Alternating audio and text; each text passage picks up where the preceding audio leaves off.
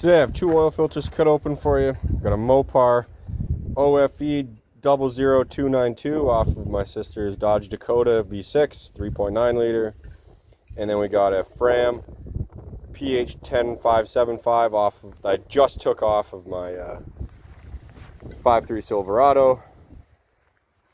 So let's cut them open and see what's inside. Okay, we'll open the Fram one first. You can do it. Silicone anti-drain back valve. Typical normal looking Fram with the fiber end caps. They're not messed up. They're normal. Nothing at the bottom.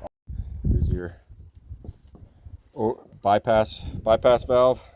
Still stiff. Still stiff. I can't. It's not deformed. I can't put. Oh, there we go. Yeah. Yeah, that's good. This is all good. I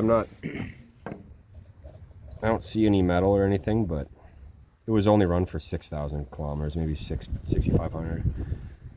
All good. I've had good luck with Frams. They do have it. The new Fram orange cans do have the silicone anti-drain back valve, which I like. I take this one. This can is just a normal can. Okay, take that one open. Cup now. Nitrile rubber anti-drain back valve. Here's This your one's off the Dodge. That's your. I'd said that. This one's off the bypass valve. This is the bypass valve on these. Steel end caps. I don't know how long this one was on there for.